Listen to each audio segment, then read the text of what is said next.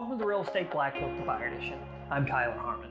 This week we're going to talk about doing inspections and asking for repairs to the home. Honestly, this is one of the most important parts of the entire home buying process, and actually it's the part that gives me the most gray hairs. Do you know in LA that 1 out of 3 escrows that open end up canceling for one reason or another? In my experience, one of those 3 comes down to the inspections and the repairs that happen once we open escrow. This all boils down to communication. This isn't about being some big hardline negotiator and just being a real tough guy in there. It's about being clear, crystal clear about what you want. This is a game of telephone. We have to make sure the message gets from one side all the way to the other and then back again. It's my job as your agent to make sure every single person in the process is on the same page, and that starts by getting these tiny little excruciating details out from day one. That means for me and you from day one, and then also for the buyer and the seller on day one. So for the buyer and the seller day one, let's talk about writing offers. What if we know that there are issues with the house before we even write the offer? Like, let's say that we know that the roof leaks and has issues. Then maybe they did an inspection and told us about it before.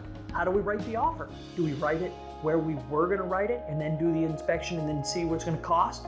Or do we try to factor in the price of the roof repairs in there? The big problem with that is what if there are more costs associated with that? Then not only did they discount the price, but we have to go back and ask them for more.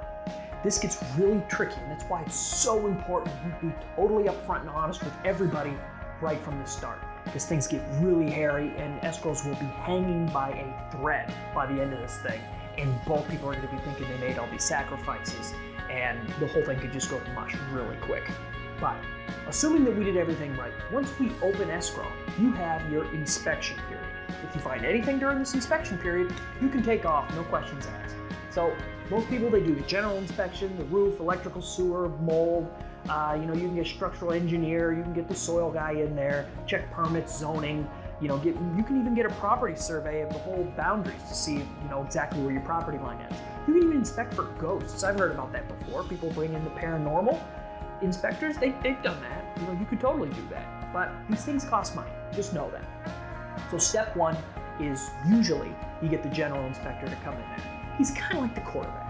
He comes and he checks the whole house out, starts kicking the tires. He finds the issues there, and then he calls and says, hey, you should get a plumber, you should get an electrician, you should do all these things. Just know you pay these guys to find problems, so they will find problems. In LA, these homes are old. There's going to be issues with them. It's like one of my friends says, there are 2 types of homes, those that have termites and those that are gonna have termites. So they will find issues. It's nothing to turn green about, when you get these inspection reports and they start talking about leaky sinks and mold and all that stuff.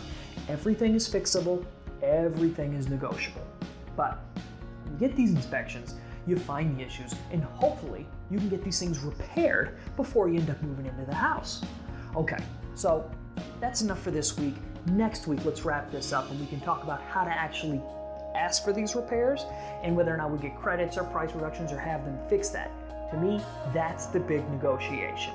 But first, we have to know what we're looking at. So, I'll see you next week.